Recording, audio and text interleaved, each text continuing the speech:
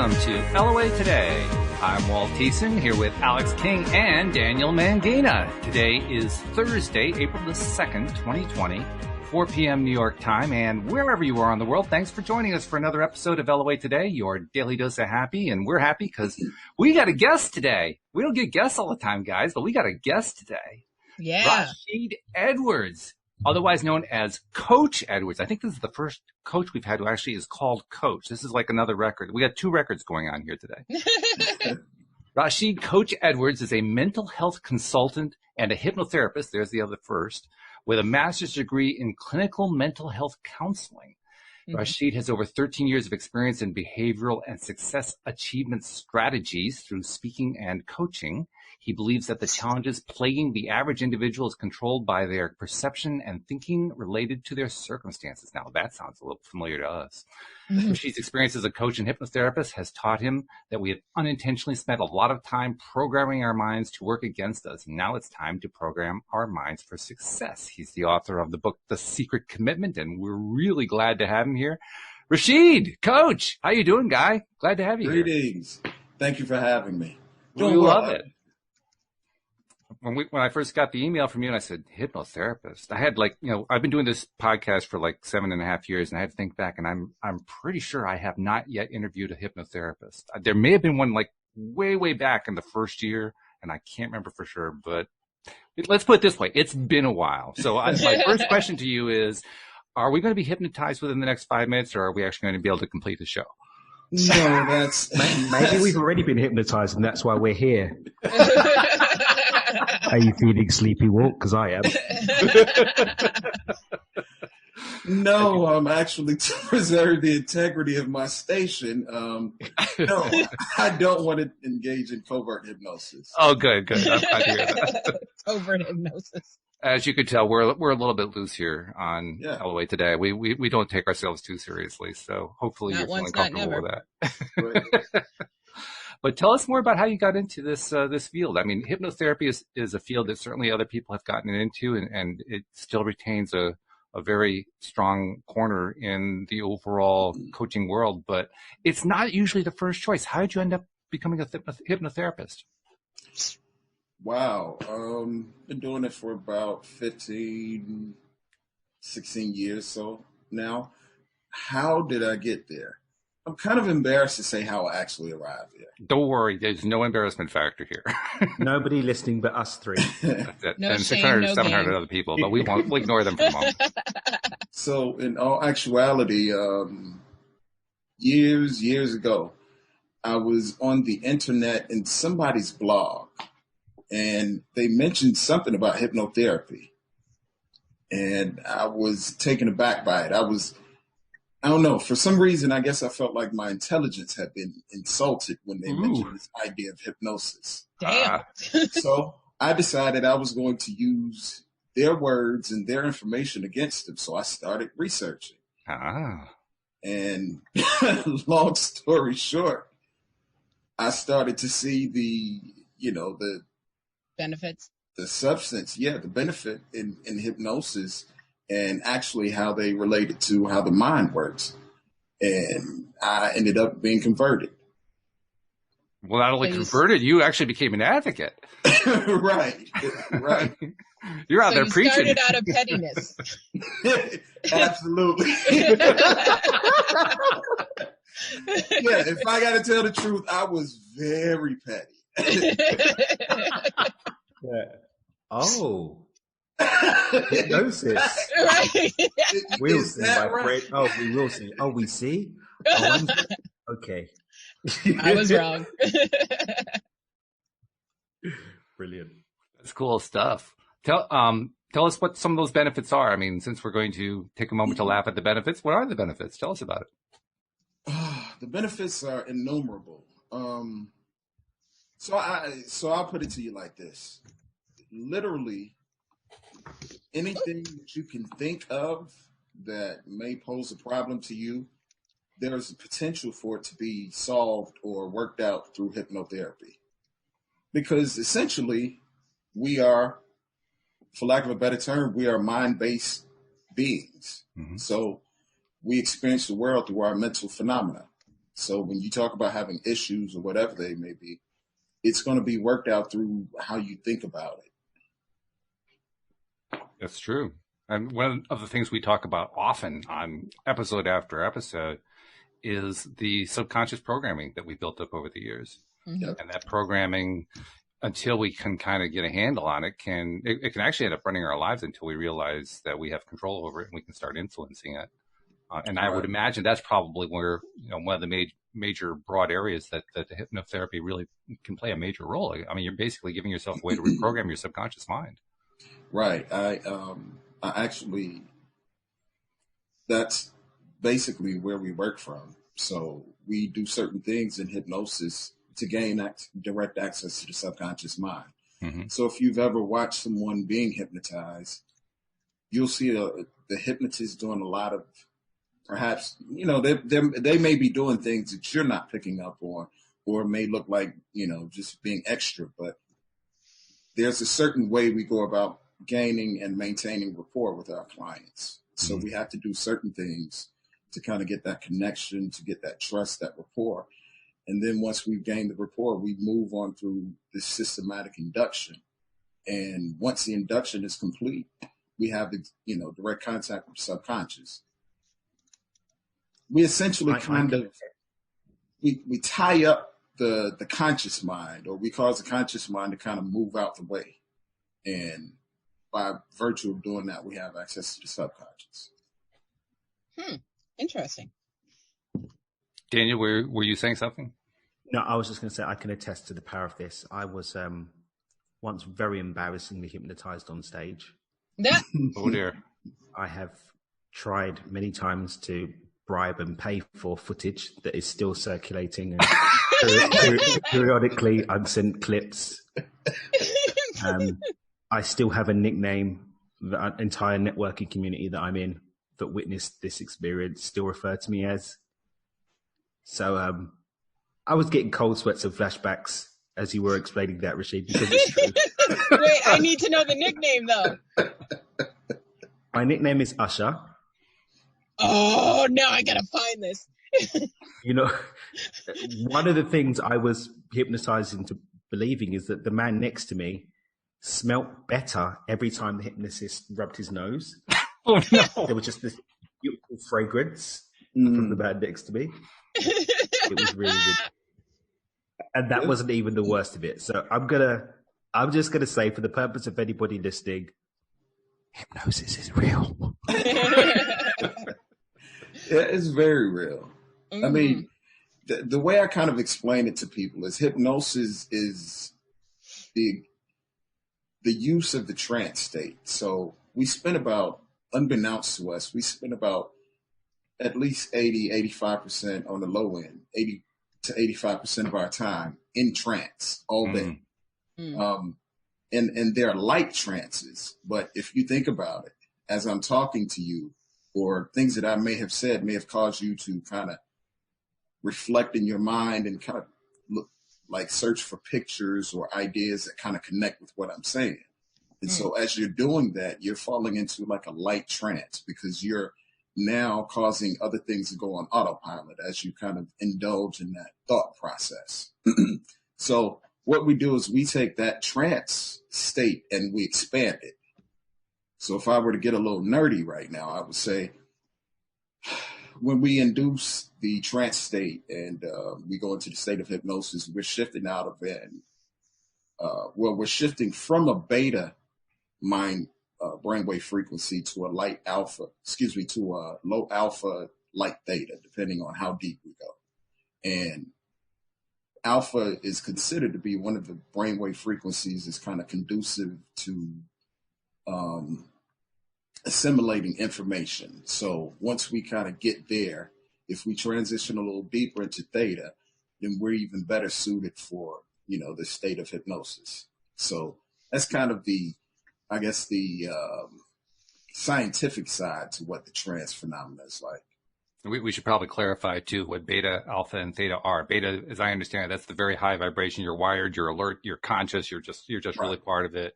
Alpha is it's kind of like a step down from that, but it's not unconscious. Like daydreaming, yeah. It's daydreaming, yeah, that's good. Okay. And then the theta is a very, very relaxed state. Yes. So it's sort of bordering on sleep, but not really. Right. Okay. And the other thing I want to emphasize too, and I think most of our listeners already know this, but I'll mention it anyway.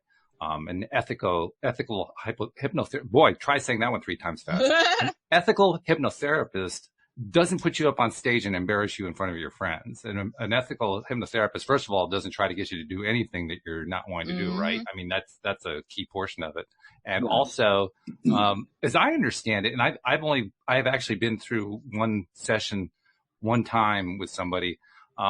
You don't actually lose consciousness. You don't lose your will to somebody else in a properly run therapy session. Am I wrong about that? No, you're correct. You don't. So you're always in control. Hypnosis and hypnotherapy, they are what we consider consent states. So we have to gain consent, and you're always going to be in control. You won't do anything in the state of hypnosis that you wouldn't do regularly. Mm-hmm. Now, as it relates to like stage hypnosis, it's not hypnotherapy. It's hypnosis for the sake of entertainment. Yeah, it's embarrassment is what it really is. It really was. It really was. They are using real hypnotic inductions. It's just they're using hypnosis for the purposes of entertainment. Mm-hmm. And so typically the people who engage in stage hypnosis, they're not being made to do anything that they wouldn't do. They're going along with whatever the program is, and they're okay with it. So if you were told to do something, typically if you're told to do something and you're in a deep state of hypnosis, but if you're told to do something that goes against your values, your morals, or your ethics, typically you'll have some sort of reaction. And that's an indicator that this is outside of who you are. Aside from that, typically, like I said, though I kind of cringe when people connect me with stage hypnosis. I can understand. I cringe too if I were you. But that's all we know right now. I do understand that that's how people relate to it. And I respect stage hypnosis because they're actually, fulfilling hypnosis, but just in an entertainment. Right. Yeah, I can speak to the adverse reaction because you can actually see on the video footage, like, my face is like, all right. It was really, really, really weird. It's like a fugue state. But I'm working right now with someone who's an actual therapist, much like you, Rasheid, and we've been doing for the last few weeks, in fact, really digging in and doing that pre-work and getting the pre-work done. Mm-hmm. So I'm really looking forward to doing the intervention once the pre-work's done. So I've experienced the entertainment and the therapy and the deeper work inside of it. And actually, I've done the work for my level 1 hypnotherapy certification. I've just got to take the exam as well. Oh, okay. Good for you. Look at you. I didn't know you did that. That's good stuff. All right. Learn something new every day. Now I have a question to follow up with what Rasheid was saying. Is the rumor true that there are certain people that are too smart for hypnosis? So, again, going back to my simplified concept of what hypnosis is, it's a consent state, and it's not necessarily someone is too smart. Because hypnosis is not about outsmarting anyone. Right. Some people may not really, how would I say it? Some people are resistant to the process. Then there are some people who are very logical and just thought-based. And so they have to think about everything. So these are the types of people that you would do instant inductions with. Mm-hmm. So anyone can be hypnotized because anyone can go into a trance state. And again, just like driving, listening to the radio and talking on the phone or whatever the case is, and, you kind of lose yourself in the commute. And then when you get where you're going, you don't remember, how you got. Yep. I mean, we've all done that. Like, I know it's a good thing I know how to drive because I have no idea how I got here. Right? Gotta love autopilot. Yeah. So that's a light trance in itself. So everyone can be hypnotized if they consent to it, if they're open to it. And then everyone's not going to experience hypnosis the same. Some people will get into extreme depths of what we call somnambulism and even deeper. And then they've got all different types of states, Esdale states and so forth that just go way, way out there. But typically, everyone is able to get into a basic hypnotic state, getting into that basic alpha/theta frequency. And then tell us a little bit about your book, The Secret Commitment. That's an interesting title all by itself, but what's it about specifically? I mean, give us a little taste of it. So that book is a self-help book. Secret Commitment, honestly, if I'm being honest now, which I am. Well, I hope so. I want to kind of break. Otherwise, we're going to have to dig in and do a little hypnotherapy on you. I mean, seriously. But literally, I never tell anyone this. But Okay. This is kind of like how I've taken the mysticism of the law of attraction and made it concrete. So I've broken it. I broke my book down into, well, first of all, it's self-help. It's The Secret Commitment, 7 Keys to Goal Achievement and Transformation. So what I have are 7 steps that I use. The first 3 or 4, I call them the developmental keys. And these kind of lay the foundation. It's setting your vision, your intent, all that good stuff. And then the second part of the book is what I call the momentum keys. And this is where the actual action comes in. So like I said, it's how I understood the law of attraction and how I made it a little less mystical and made it a little more practical and concrete. That's good. It's a good goal to do that because everybody who is in this broad LOA circle tries in one way or another to accomplish that. So every time that somebody like you comes along and does find a way to make it more concrete, more real, more part of the mainstream, the more acceptable it becomes. So well done to you for doing that. Thank you. Also, in the little write-up that you gave me about yourself that gave me some more information about what you're doing, what you've been up to, you mentioned that you've been working with people during the pandemic, particularly helping people who are suffering from anxiety, stress, and so forth. And I wonder if you could address that for a moment, because my take, and I think all of our take, is that there is, calling it stress is probably an understatement. There is a blanket of fear that's out there. So anytime that you can work with somebody to help bring that level of fear down, you're making a major contribution, not just to that person's individual life, but to the broader society, because you're helping to bring the fear level down. So first of all, thanks for doing the work. And second of all, tell us about the experience. Yes. So I do brief solution-oriented webinars. So I kind of take it more into a directive coaching mode. So I give a little bit of psychoeducation, just break down the concept or, the physiology of stress and anxiety, what's going on, what causes it. And then I get to some very simple solutions. And I do it in about 30, 35 minutes or so. So one of my solutions I offer is what I call pushing the pause button. And it's basically, it requires a certain level of awareness from the individual. But when you're feeling overwhelmed or, you're getting stressed, you can kind of feel it. So I teach people to become aware of themselves and just to notice when they're feeling stressed and overwhelmed. And when they are, just hit the pause button and make a shift in their awareness.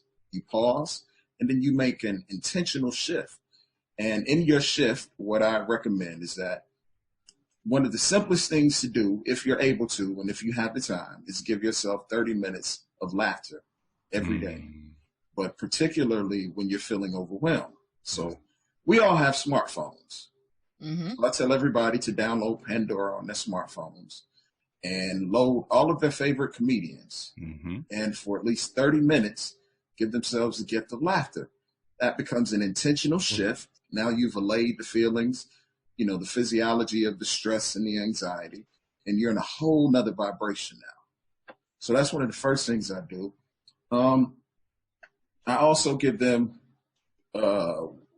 this notion of kind of offsetting, but dealing with the anxiety. So I say, pick a date and time and write down that date and time. And that'll be the date and time that you actually address all of your anxieties. But for now, be present. Now, when you go to that date and time, describe, get into the feeling of whatever it is, write a plan for it, and go about that plan.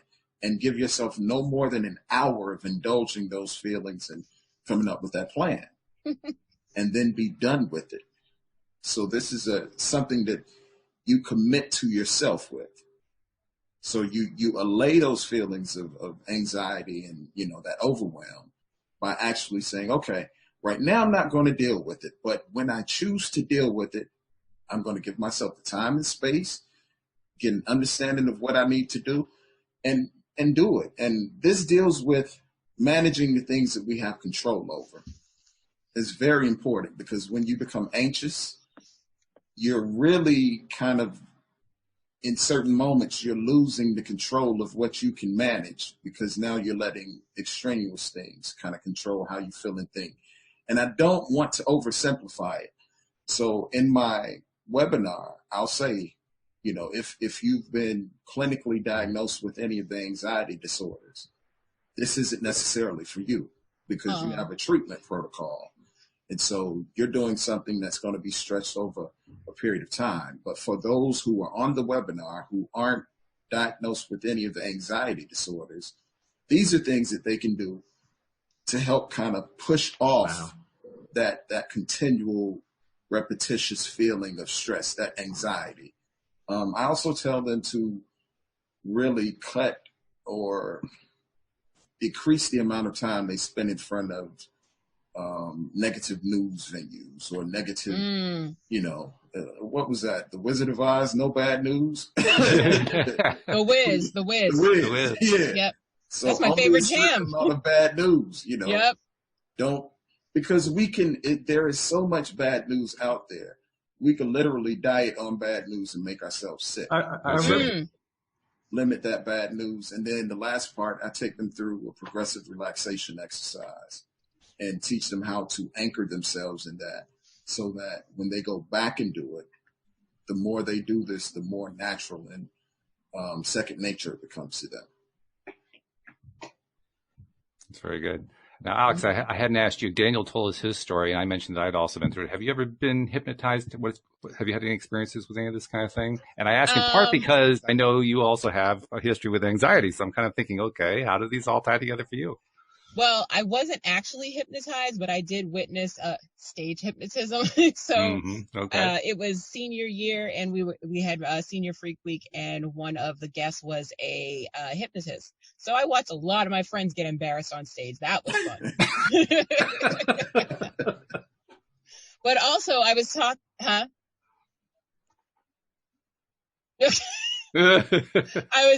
was talking to Rasheid earlier about how one of my doctors recently told me that I need to see a hypnotist because he thinks my cyclic vomiting disorder is in my head. Yeah. Okay. So I wonder how that works with a previous diagnosis of anxiety and, all that stuff. Coach, how about it? So if there's a clinical diagnosis for it, I'm not totally, I would have to do some research on cyclical vomiting syndrome. But if that's an anxiety oriented phenomena, it's not. It's not. Okay. So I would have to do some research to see kind of, how that works or what's going on with it, or I would have to spend some time. Not far enough. Not far enough.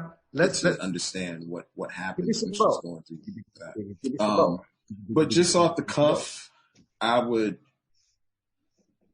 and just out of pure ignorance, but nothing other than what she said so far, I could say that even not knowing everything, I would probably do something perhaps either start with some tapping to see if she gets any relief from tapping, and then look into sort of some type of regression therapy to see if perhaps this is maybe connected to something else. Not past life regression, but just age regression. Oh, I love past life regression. Well, you can slip that in afterward. That's okay. It's like, no, let's just keep going back. We also have I'm only in 1920. Let's keep going. Danger, Will Robinson. We got a couple of questions from Josephine, who's in the live stream audience. She's first of all asking, what are your thoughts on 528 hertz music? Do you have any experience with any of that? 528. Let me not speak out of ignorance. But I will say that I'm familiar with the different. I know something about it, but it's not top of mind for me right now. Okay. But I do think 528 hertz music is good because I think that is where the what are those binaural type? I think that's where the binaural beats and stuff. That's kind of where they're seated at. So I'm sorry, I'm a devil's advocate here for a second. What is this? What are we talking about? For those of us who don't know, what is 520 hertz? 528 hertz? Yeah, I don't want to speak out of ignorance because I'm going to embarrass myself. Okay. But the best I can say is that I do know that there are certain frequencies of music or sounds that resonate on a more I don't want to say therapeutic, but a more positive and useful resonance. Oh, okay. Okay. It's like thinking of, like Dr. Hiroshi, what's his name? The guy who did the thing with the water. Emoto? Yeah. So it's like thinking good thoughts versus thinking bad thoughts. So the 528s is on the positive type of vibration thing. So with the binaural beats, they help slow down and relax your mind and put you in a better and more conducive brainwave frequency, excuse me. Okay. But she also, in reference to your statement earlier about the importance of laughter, and by the way, I'm totally on board with that. I love that idea. I do it myself. Cosign. She's asking, have you done any studies on laughter and immunity? I've not done studies, but I've read studies about laughter and how laughter affects the immune system. It kind of kicks in endorphins and things that help boost the immune system. So scientifically, yes, laughter has been shown to bolster the immune system. Oh, okay. Yeah, there's no doubt about that. My sister-in-law, Ioana, does the Monday show with us, and she's always on top of the science of this kind of thing. And that's one thing that she has jumped in on a lot in the past. She used to be a co-host of mine like 6-7 years ago, and we talked a lot about the various ways that the immune system is supported, comedy being like right near the top, just because interesting thing about that. And maybe you know something more along this line that you can comment on, but there's a difference between finding something funny and actually laughing at it in the way that the brain reacts and responds to it. When you just find it funny, yes, the brain notices it, but when you laugh at it, it actually kicks a whole bunch of processes into gear that really not just get the endorphins going, but it starts doing healing in various cells and so forth. I mean, it's a major difference between just laughing and just finding it funny, which I found to be interesting. I don't know, like, scholastically how that works, but I can say that finding something funny is kind of like probably a left brain type of thing, whereas laughter is a bicameral, both hemispheric type of experience. It's a holistic experience. Yeah, that makes a lot of sense. So, okay. There's also the automatic response as well when you think about it. What do you mean? You may have pre-canned responses to things. So at an unconscious level, you may be predisposed to laughing at something, but you might not necessarily have the chemical response of the humor in your body. So you have the auto response of, but internally your body's still like, nah, mate. So the actual physiological benefits of the laughter don't end up actually translating into. Well, that's why you got to be honest with yourself. Even look at people that laugh at people being bullied. They're not really enjoying it, but the social dynamic of everybody else laughing induces the automatic response of laughter, almost in a trance-like way. But there's no actual physiological response. Yeah, the herd mentality. Yeah, and herd. That's the one. Yeah, you need to. That. You make a very good point there too. So yeah. All right, good stuff. I'm wondering if Daniel, as you were hearing what Coach was talking about in terms of his book and the 7 concepts that he puts forward, I was hearing overlaps with some of the things. I was laughing. Well, I was hearing overlap to what you talk about in your book. I mean, there's a lot of overlap there. It was really interesting. Yeah.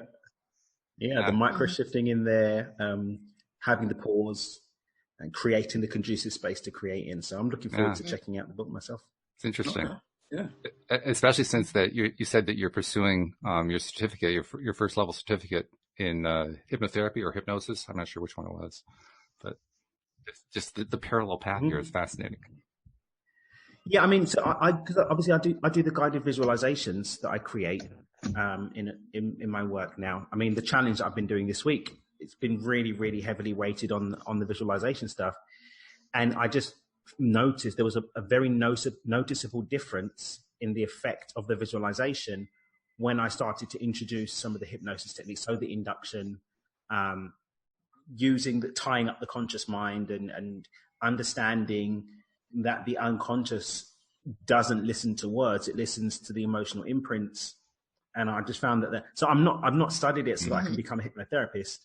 It's so that I can apply the principles into my everyday work. By the way, for listeners who haven't checked out any of Dan's stuff yet, I actually sat in on one of Dan's sessions this week for part of the session, and it was good stuff. I mean, you led everybody through a meditation, and even though I couldn't allow myself to relax totally because I was doing some other stuff, I did find that my concentration was kind of moving away. So you're very good at it.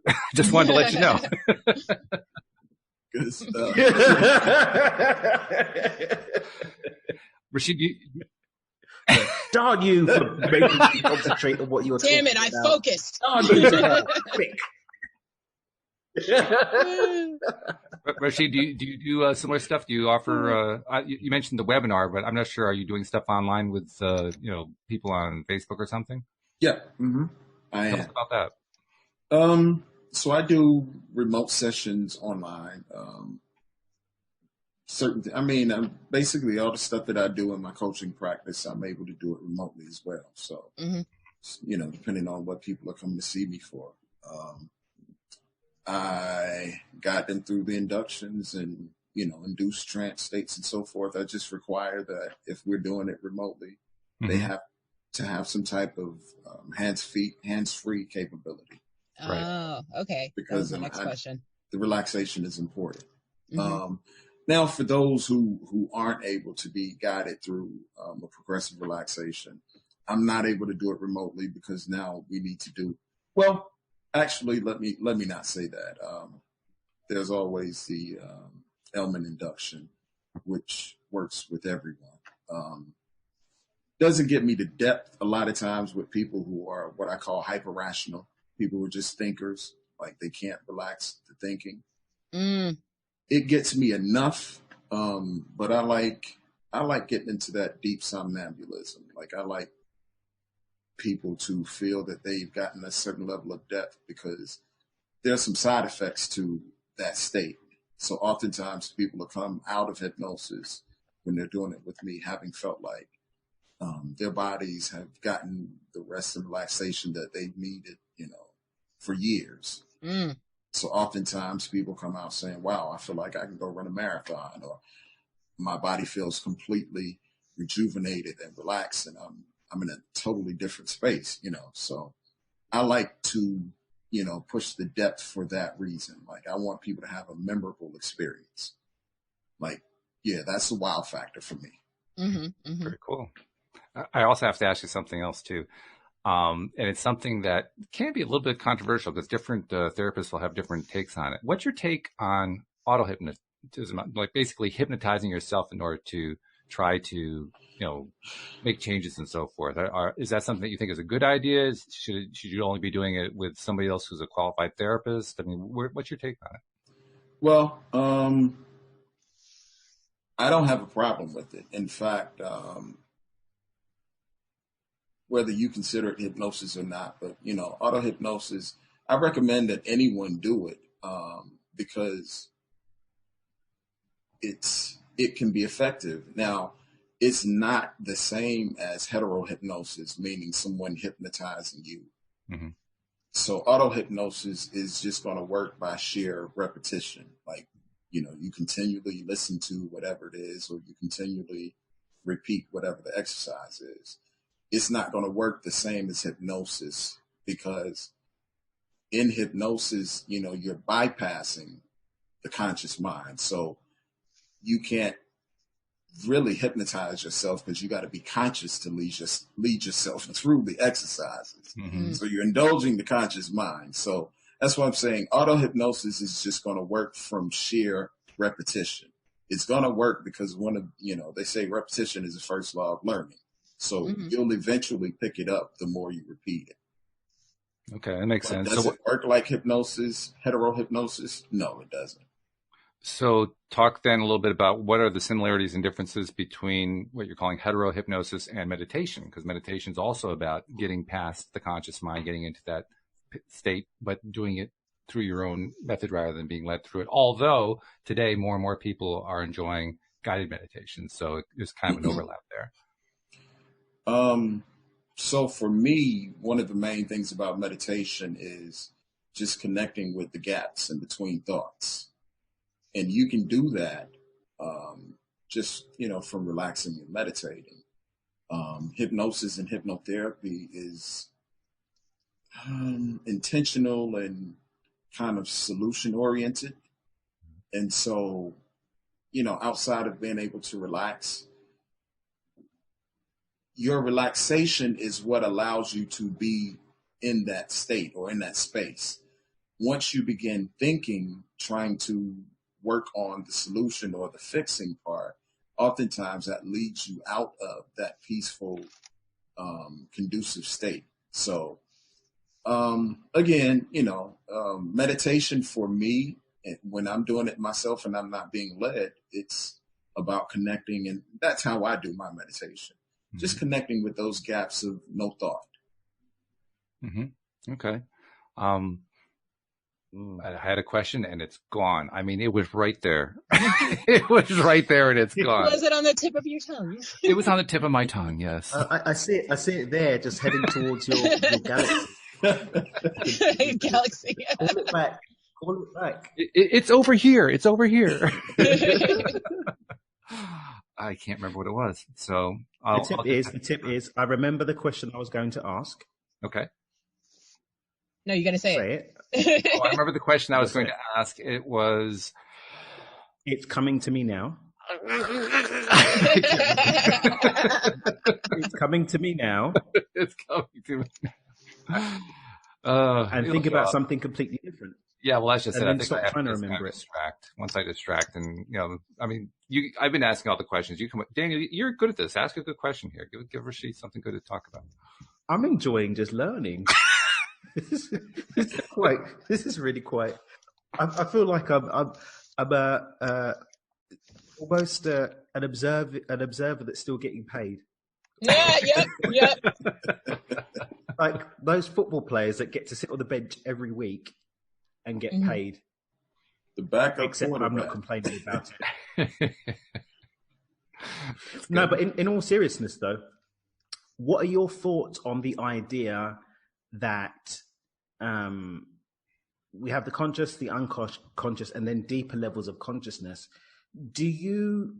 What are your thoughts on the idea that the philosophical discussion about whether or not those higher levels of consciousness are necessarily tied to the physical mind versus being a more ethereal level of consciousness? Well, I need to have a think on that one. Daniel asks very deep questions. He does. These have breadth and depth, I don't really know how to address that other than to say that I would not.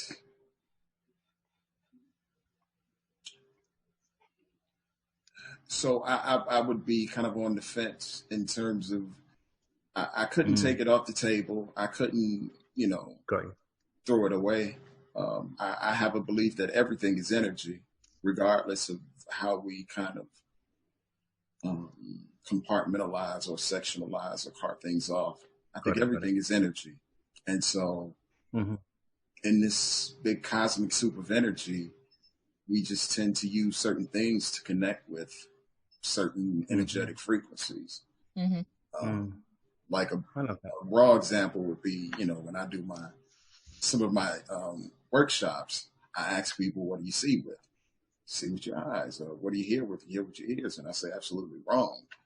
You do all that with your brain, but those are the instruments that help, interpret the signal or the frequency, the energy, and send it to your brain so it can, understand what it is. And so perhaps these energies or these levels of consciousness may not be mind oriented, but now my concept of the mind is that the mind is not necessarily in the head. So for me, the mind is and here I go. But that's all right. We've been working to get you in this direction. You finally got there. That's good. Join the light side. We have cookies. But yeah, for me, the mind is a morphogenetic field of energy. And Love it. The mind is what keeps everything in the you-ness, for lack of a better term. It keeps everything that makes you connected. And so that energy field is the encapsulating field of all the information, all the energy and information that makes you. And so perhaps the mental part of it or the thinking, processing brain part of it may not necessarily be a part of it, but the field of energy that makes you, your mind, extends outside of your head, outside of your brain. So I love it. No, because it's just when you mentioned about meditation, I found it really interesting that you went to the thought piece, because when I did the first part of my degree that I never finished, philosophy was one of the things that we looked at. Philosophy is one of the things I studied, and one of the things we looked at is this idea of where is the mind. It's really interesting because before that time, I'd never thought about where is the mind, because most people just immediately correlate the mind and the brain. Right. When you start to look at the mind and thought, it's not something that we engage with our senses. And so when we start making that compartmentalization of energy, which happens at different densities, right? Like you said, everything is energy, even what we interpret as being physical matter. It's just energy that's so densely compressed that we're able to engage with it and meet it head on, versus me putting my hand through the air, because this is an empty space. There's lots of stuff happening here, right? But the shift in density means that I can engage with it differently. But when we look at meditation, there are those different schools of thought, those that go to the thought and find the space between the thought, and those that use it as an opportunity to move beyond the mind or beyond that mental morphological field. Is that what you call it? Yeah. Morphogenetic field, to move beyond that and to connect to something above that. For me personally, I see mind, and I love the way you described it, is how we almost have our sense of identity almost in that space of polarity. For me, mind is, once we drop from and start to get less and more dense and move into a space of polarity that is commonly discussed as happening at the speed of light, once we drop into polarity and have that separation, our individual expression within that separation happens in that field that we call mind. And meditation can be moving above it, or it could be just having a better grasp on your movement within that field also. So I find it interesting. So I just wanted to know your thoughts on it after you speaking about Walt's question on meditation. Yeah, and again, I'm speaking from my limited experience with meditation, albeit effective for me.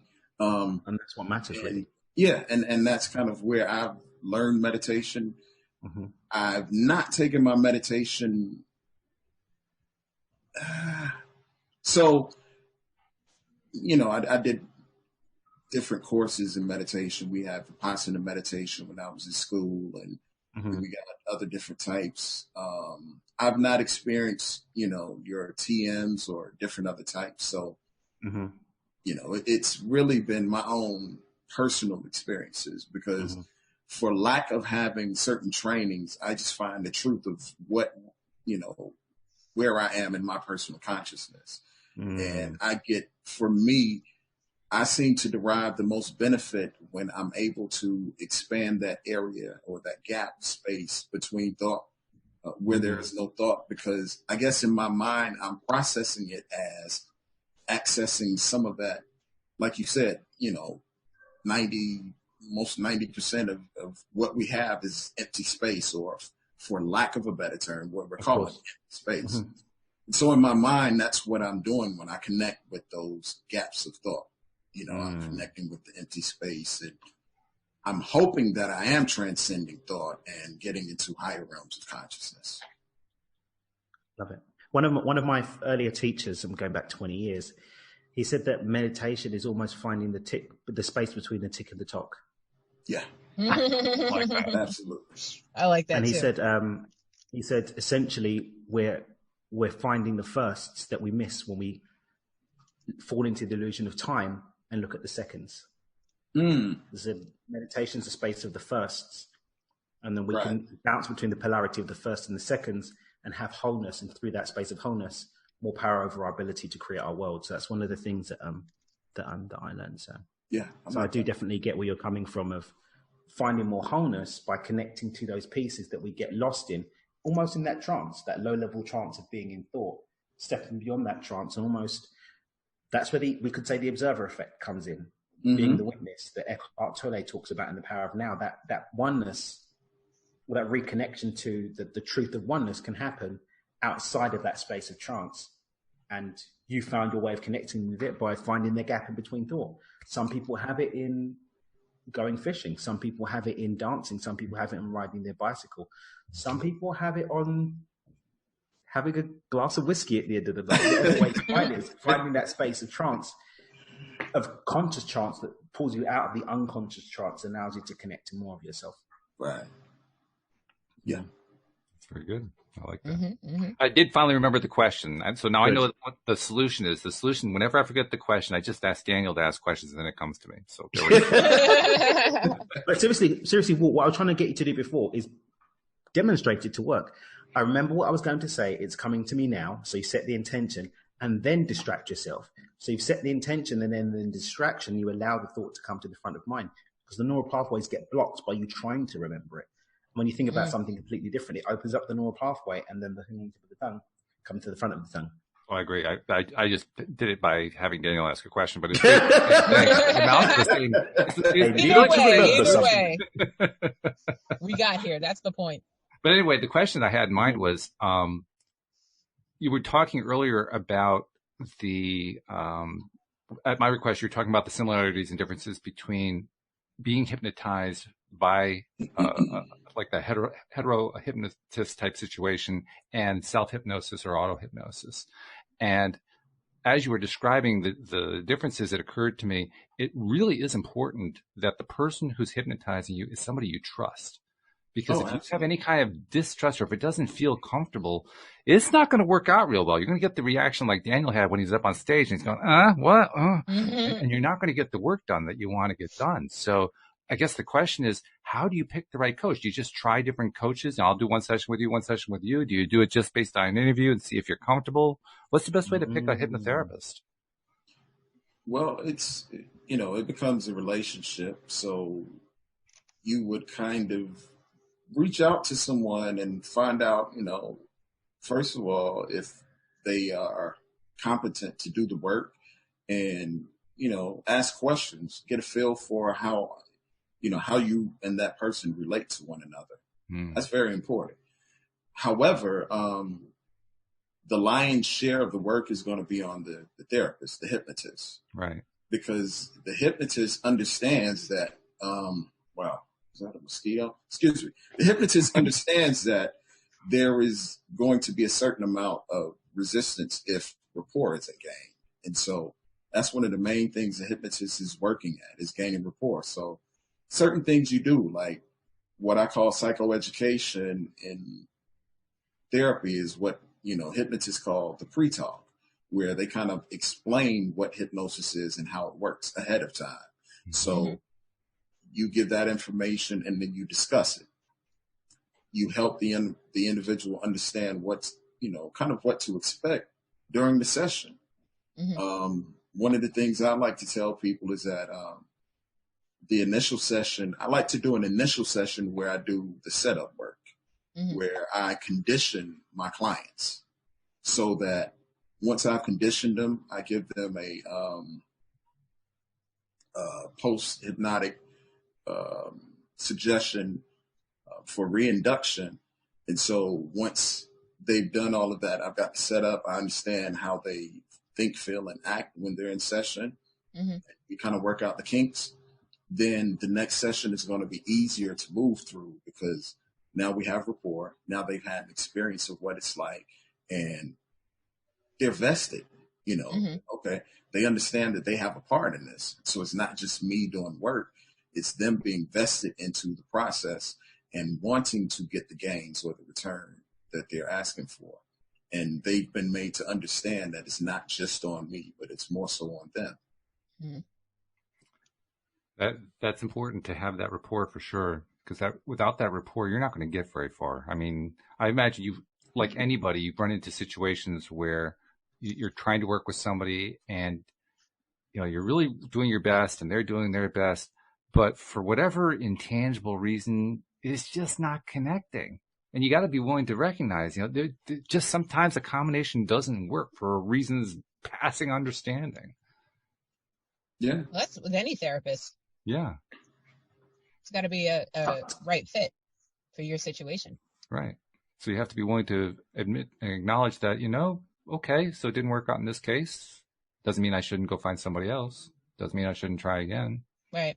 Because that's the thought that goes through my mind. I wonder how often does somebody give up when it doesn't work out the first time?